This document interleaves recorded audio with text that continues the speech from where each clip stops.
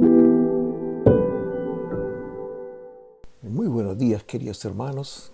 El título para el mensaje el día de hoy se llama Hemos sido llamados para vivir en su presencia.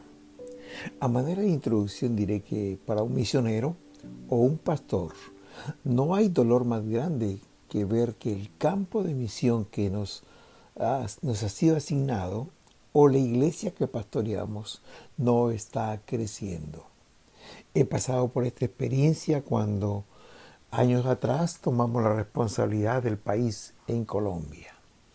En el año 2002 teníamos en la iglesia en todo Colombia 5.700 miembros, después de 27 años de estar la iglesia en el país. Nos pareció un crecimiento muy pequeño en relación a la cantidad de años que teníamos ministrando allí, y por eso en aquel tiempo nos vino y el Señor nos dio un sentimiento de frustración, de insatisfacción por no haber crecido como queríamos.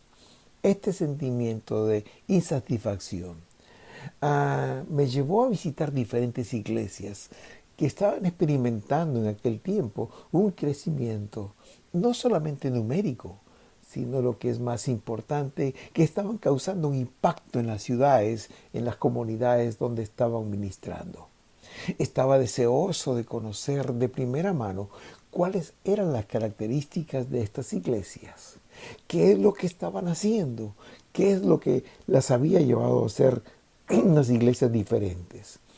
Las iglesias que visité eran en diferentes países, de diferentes denominaciones, con diferentes doctrinas, diferentes formas de culto, diferentes estratos sociales. Eran muy diferentes una de la otra, pero todas ellas tenían las mismas características. Como todas las iglesias, en un principio ellas habían sido pequeñas, pero algo pasó que hizo una gran diferencia. Afortunadamente por aquel entonces tenía una responsabilidad a nivel de la región de Sudamérica, y esto me permitía viajar a todos los países de América del Sur y también otros continentes. Eso es por esa razón que pude visitar algunas iglesias en Perú, Argentina, Colombia y Nueva York. Aprendí que la primera característica de estas iglesias por las cuales eran diferentes ahora es porque habían experimentado un deseo, un sentimiento de insatisfacción a donde habían llegado. No se sentían satisfechas con lo que habían logrado. Ellos sentían que había algo más por conquistar. Tenían deseo de avanzar.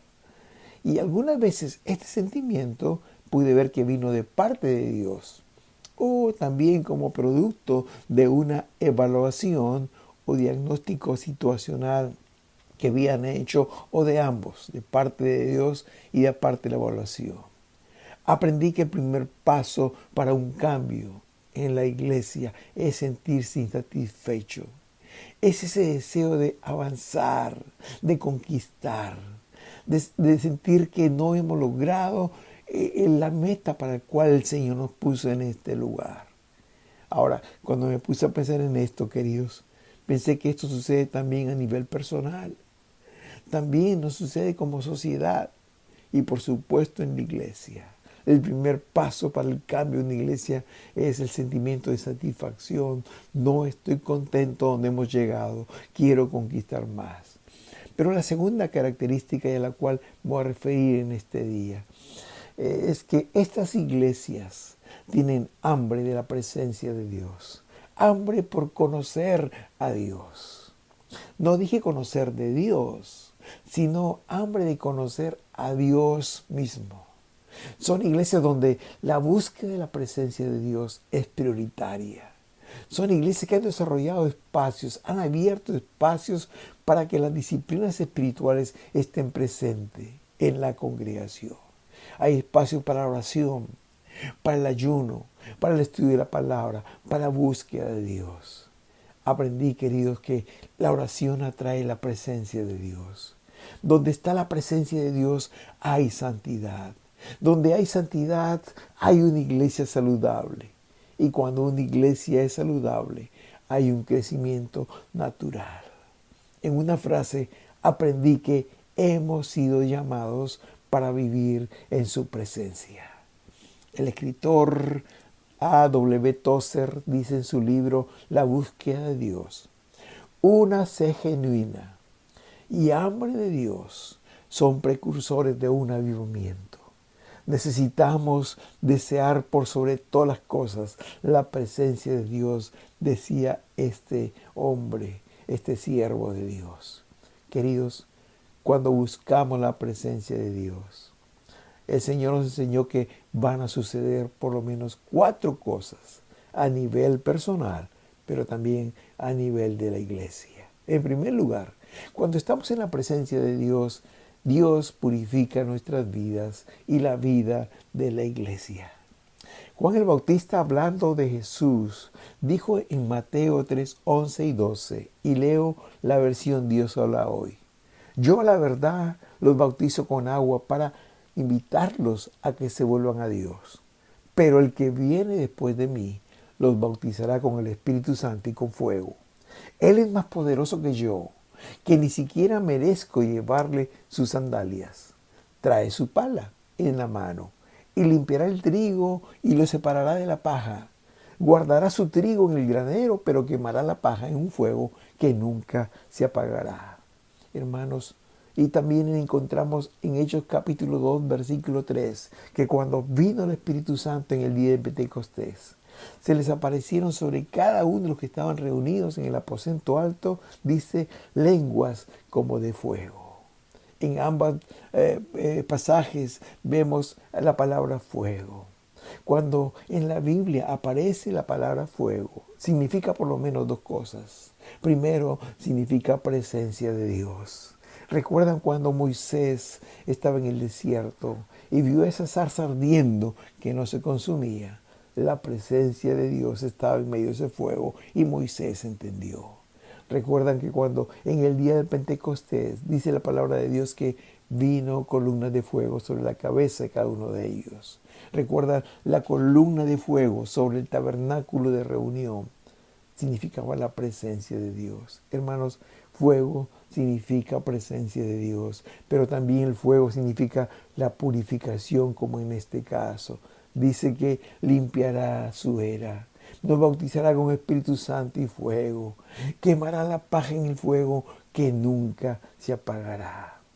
La primera obra en la vida del creyente que hace el Señor en la presencia de Dios es quemar la paja, es decir, aquellas cosas que están en nuestras vidas que a Dios no le agrada.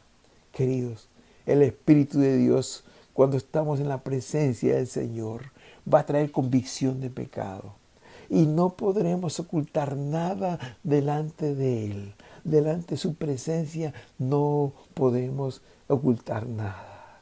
Y es que cuando estamos en la presencia del Dios Todopoderoso, es cuando nos veremos en nuestra real dimensión, tan pequeños e insignificantes que somos. Solo cuando estamos en la presencia de Dios 3 veces santo, veremos cuán indignos somos delante de su presencia. Porque la luz de Dios descubrirá todas nuestras faltas cuando más nos acercamos a Dios. Su luz revelará más nuestras faltas y nos purificará. Razón tenía el apóstol Pedro cuando aconsejaba a los esposos a tratar a sus esposas, dice, sabiamente, como a vasos frágiles, para que nuestras oraciones no tengan estorbo. En 1 Pedro 3:7. Porque hay veces que nuestras oraciones tienen estorbo, porque hay cosas que impiden la presencia del Señor en nuestras vidas. Oh, hermanos queridos, cuando buscamos la presencia de Dios, Él limpiará nuestras vidas y la vida de nuestras iglesias. Él nos hará vasos de honra que Él pueda usar con libertad. Dice Hechos capítulo 19, versículo 18, y leo la versión Dios habla hoy. También muchos de los que creyeron llegaban confesando públicamente todo lo malo que antes habían hecho, porque el Espíritu Santo trae convicción de pecado y comienza a purificar nuestros corazones. Y el pastor Jim Cymbala del tabernáculo de Brooklyn en New York Dice que el primer milagro que sucedió después que su iglesia empezó a orar, a buscar la presencia de Dios en oración, es cuando en un tiempo de oración vino la persona que recogía las ofrendas y ella confesó con lágrimas que tiempo atrás había estado sustrayendo las ofrendas de la iglesia. La iglesia le perdonó y Dios empezó a obrar de una manera maravillosa. Queridos, recuerda, la primera cosa que hace el Señor cuando comenzamos a buscar su presencia es que Él purifica nuestras vidas y también la vida de las iglesias, nuestras iglesias. La segunda cosa que hace el Señor cuando buscamos su presencia es darnos poder para vivir vidas santas. Dice el Espíritu Santo que Él nos dará poder. En Hechos 1:8 dice, cuando el Espíritu Santo venga sobre ustedes, recibirán poder. Pero poder para tener victoria sobre el pecado, sobre el mundo y sobre la carne. Es decir, poder para vivir vidas victoriosas, queridos.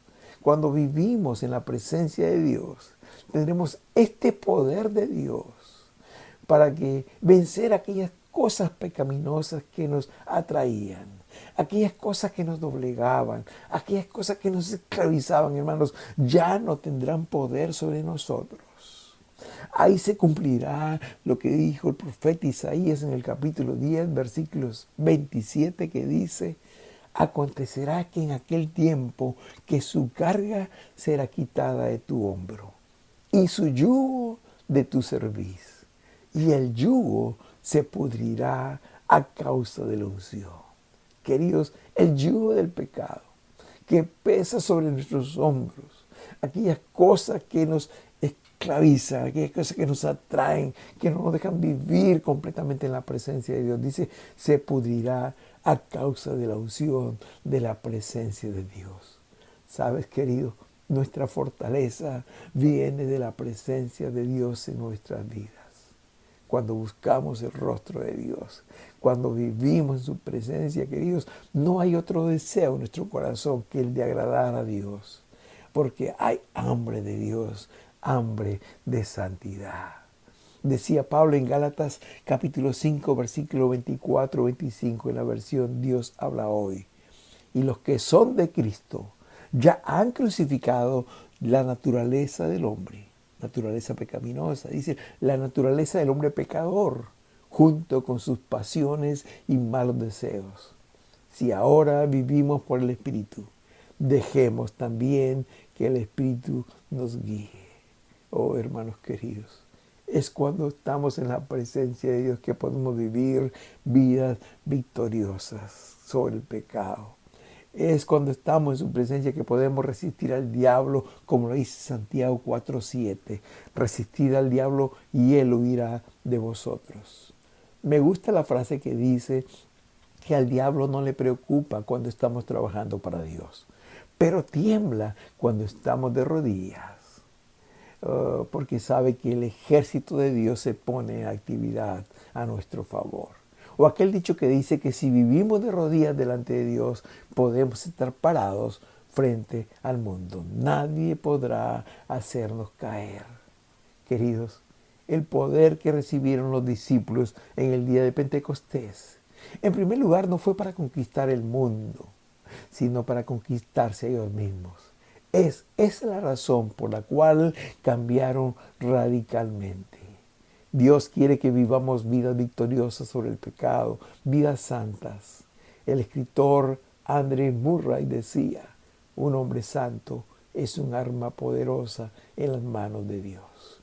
La tercera cosa que hace el Señor cuando buscamos su presencia también es darnos poder, pero para ser testigos. Cuando vivimos en la presencia de Dios, tenemos poder para testificar de Jesucristo. Estoy convencido, queridos, que al vivir una vida en la presencia del Señor, no tenemos que hacer mucho esfuerzo para que las personas lleguen al conocimiento de Dios, sino que se cumplirá lo que dice en Hechos 2:47, que el Señor añadía cada día a la iglesia los que habían de ser salvos. ¿Quién añadía? Era el Señor que añadía. Cuando cada día, no los domingos solamente, sino cada día. ¿Por qué? Porque cada creyente era un testigo fiel, poderoso del Señor donde quiera se encontraba. Queridos, cuando estamos llenos del Señor, cuando vivimos en su presencia, la evangelización no se agotará solamente con la proclamación verbal del Evangelio. Porque Dios no solo nos llamó a ser proclamadores del Evangelio, sino a ser testigos de Él. Es decir, que tu vida hablará más fuerte que tus palabras. Y la evangelización dejará de ser un evento para convertirse en un estilo de vida. Cuando leo el libro de los Hechos, me impresiona, hermanos, la manera como la iglesia creció, cómo se expandió en los primeros años de la era cristiana. En solo 35 años llevaron el evangelio desde Jerusalén hasta Roma, que era la capital del imperio en aquel entonces. 35 años bastaron para llevar el evangelio a todo el mundo conocido. Y cuando veo quiénes lo hicieron, hermanos, y veo la vida de cada uno de los discípulos, ellos no eran personas muy preparadas. Ellos no tenían recursos y ni aún gozaban de la simpatía de las autoridades. Pero eran personas que habían estado en la presencia del Señor. Dice Hechos 4:13, ante la elocuencia de Pedro y Juan, y viendo que eran hombres sin muchos estudios, los miembros del concilio se maravillaban y reconocieron que habían estado con Jesús. ¿De dónde venía ese poder para testificar? ¿De dónde venía esa elocuencia? No era de los estudios, no era de otra cosa, sino porque habían estado en la presencia del Señor. Hermanos queridos, la iglesia primitiva era una iglesia que trastornaba el mundo de su tiempo. Dice Hechos 17:6. Estos hombres que han trastornado al mundo entero también han venido acá. Oh, queridos, porque su sola presencia trastornaba el mundo. Quedé impresionado cuando entendí el pasaje en Hechos capítulo 11, 10-21. Ahí se nos cuenta que hombres sencillos, creyentes sencillos de Chipre y Cirene, llegaron a Antioquía. Y miren lo que pasó. El versículo 20-21 de Hechos 11 dice, sin embargo, varios de los creyentes que fueron a Antioquía, desde Chipre y Cirene, comunicaron también las buenas noticias acerca del Señor Jesús a los griegos. Y el poder del Señor estaba con ellos. Y muchas personas se hicieron creyentes y se convirtieron al Señor. Me impresiona que esta gran iglesia de Antioquía, una de las iglesias más dinámicas de la era cristiana, en donde crecía naturalmente en número, en donde se manifestaban milagros, prodigios y señales, y de donde salieron los misioneros Pablo y Bernabé al campo misionero. Ahí había muchos ministerios, había muchos líderes, hermanos queridos. Pero esta iglesia fue formada, fue fundada por unos desconocidos, por unos varones anónimos de Chipre y de Cirene. ¿Cuál era la estrategia que usaron para levantar esta iglesia? ¿En dónde radicaba el secreto de su éxito, entre comillas? Una simple frase lo dice todo. En el versículo 21 dice, y el poder del Señor estaba con ellos. El poder de ser testigos del Señor. ¿Sabes, querido? Cuando una iglesia está viva, cualquier estrategia da resultado. El pastor Aguiar de Brasil, me encantaba cuando él decía que solo los organismos vivos se reproducen cuando una iglesia está saludable, cuando una iglesia está espiritualmente viva. El crecimiento se produce naturalmente y cualquier estrategia da resultado. Queridos hermanos, la cuarta cosa que sucede Cuando el Señor nos llena de su presencia, cuando buscamos su presencia, es que Dios nos da visión. Cuando estamos cerca del corazón de Dios, hermanos, podemos percibir su voluntad. Es en su secreto que Él compartirá con nosotros sus deseos, su visión. Cuando estamos en la presencia del Señor, recibimos la visión de Dios. Hace algunos años atrás aprendí que la visión no se encuentra cuando buscamos la visión, sino cuando buscamos a Dios. Muchas veces nos afanamos en buscar la visión de Dios, cuando realmente tenemos que buscar a Dios, que Él es quien nos da la visión. Como lo dice Jeremías capítulo 23, versículo 22.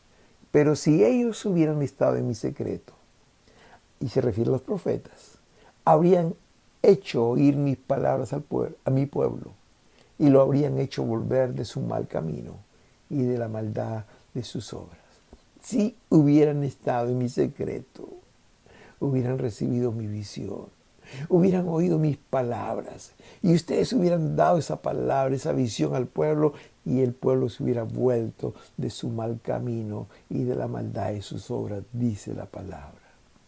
La visión no se encuentra cuando se busca la visión, sino cuando buscamos a Dios. La promesa de Dios es que los jóvenes verán visiones, los ancianos soñarán sueños, como dice Hechos 2:17. Y sucederá que en los últimos días, dice Dios, derramaré mi espíritu sobre toda carne, y sus hijos y sus hijas profetizarán. Sus jóvenes verán visiones, y sus ancianos soñarán sueños. Un ejemplo de lo que estamos hablando es Pablo. Él era un hombre visionario. Hermanos, no creo que haya habido un hombre sobre esta tierra que haya recibido un desafío más grande de parte de Dios, ser apóstol a los gentiles, es decir, predicador, pastor de todo el mundo, menos de los judíos. Y cuando me pongo a pensar en él, al recibir su llamado, no contaba con muchos recursos. No había un buen transporte en aquella época, hace 2000 años. No había radio, no había televisión, no había imprenta, no había seminarios para que sacaran pastores, no habían Biblias. No tenía dinero, pero era un hombre con una gran visión. Era un hombre lleno de la presencia del Señor, lleno del Espíritu Santo. Constantemente vemos en el libro de los Hechos que Dios le daba visiones. Y casi siempre me impresiona porque fue de noche. Imagino que era cuando estaba en la presencia del Señor, en ese tiempo devocional, en ese tiempo de intimidad con Dios. Dios le daba su visión para conquistar al mundo. Dice Hechos capítulo 16, versículos 6 y 8 al 8. El Espíritu Santo le prohibió hablar en Asia. Y luego intentaron ir a Bitinia, pero el Espíritu Santo no se lo permitió. Y se le mostró una visión de noche. Un varón macedonio estaba de pie rogándole diciendo: pasa a Macedonia y ayúdanos. Dice la palabra que el Espíritu Santo le dio una visión y le prohibió hablar en Asia, ir a Bitinia, pero vio una visión de noche de un varón en Macedonia, en la ciudad de Filipos, que le decía: ven y ayúdanos. Y fueron para allá y fundaron la primera iglesia en Europa. Hermanos, cuando Pablo estaba en Corinto en otra oportunidad, también tuvo una visión.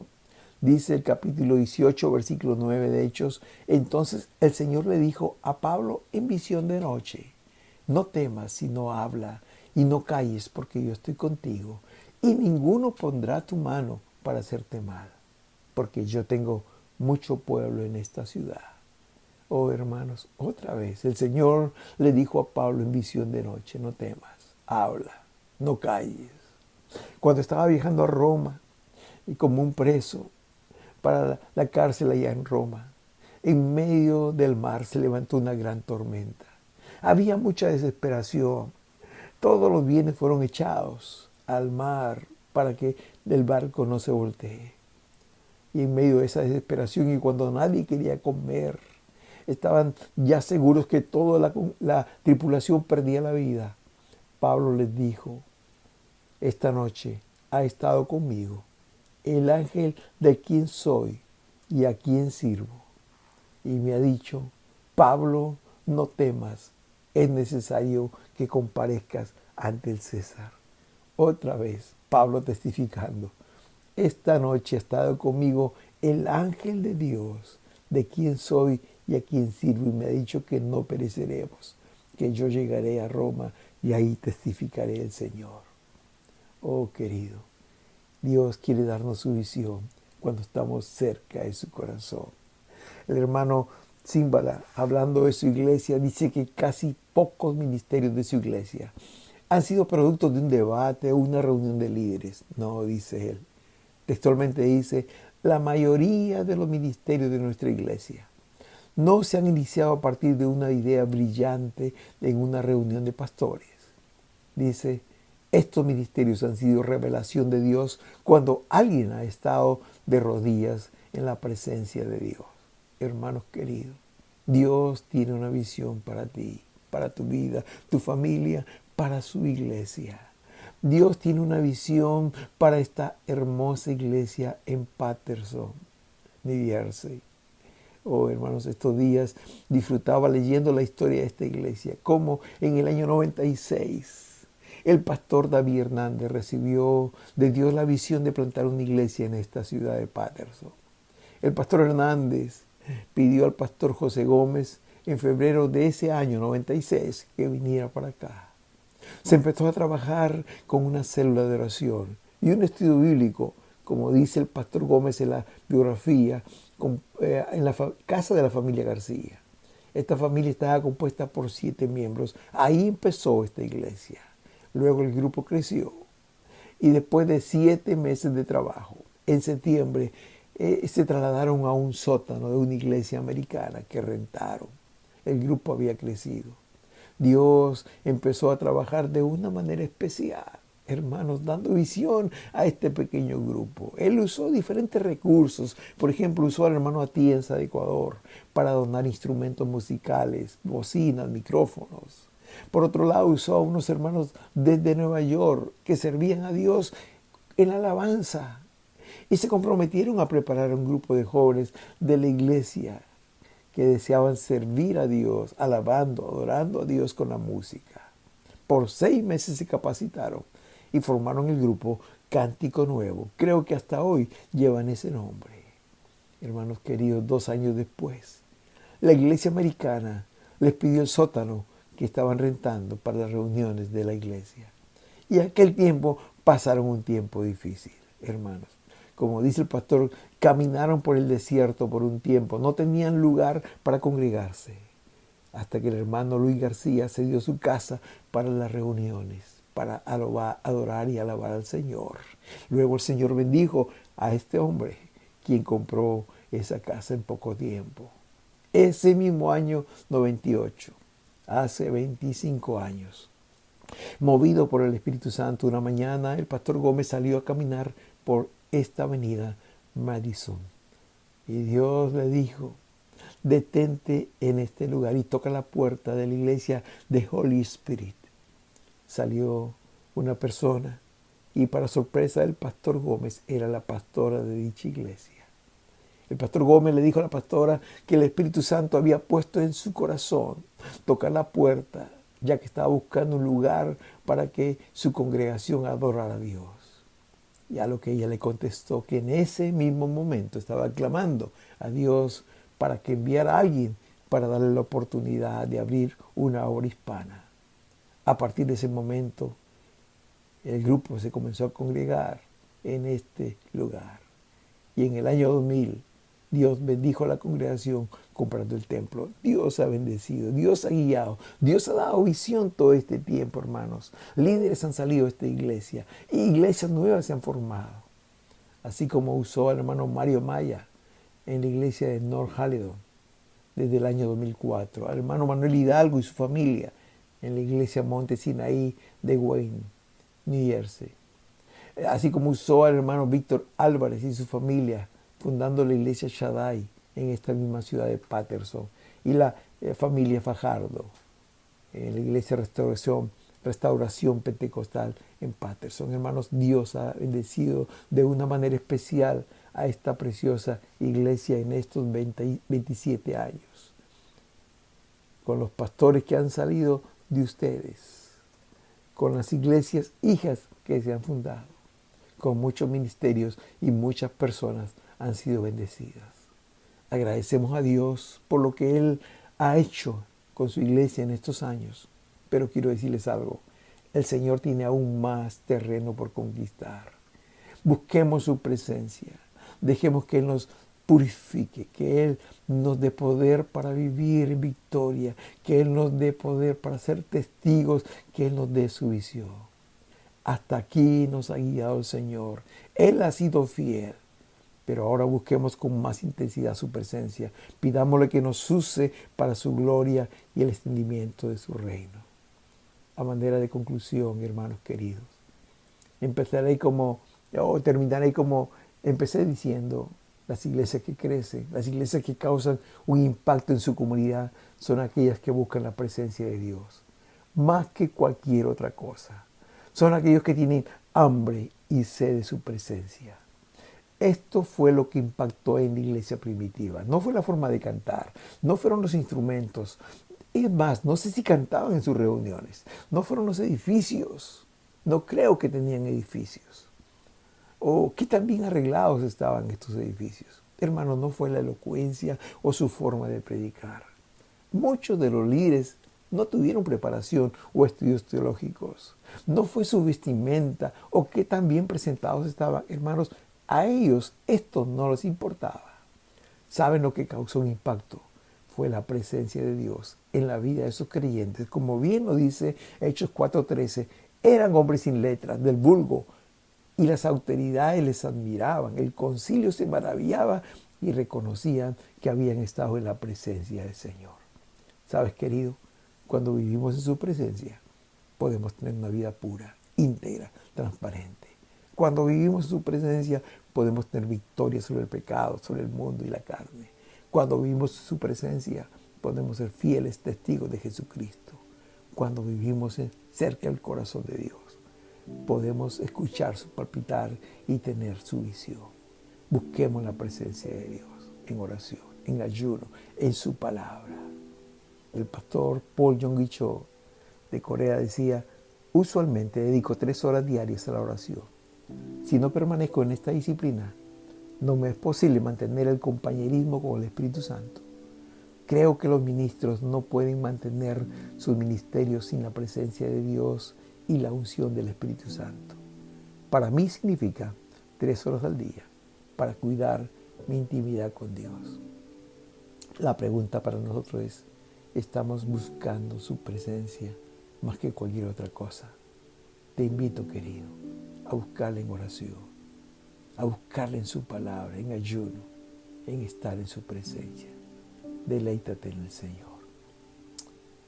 Te deseo toda la bendición del Señor mientras que te afanas, mientras que te esfuerzas en buscar su presencia cada día.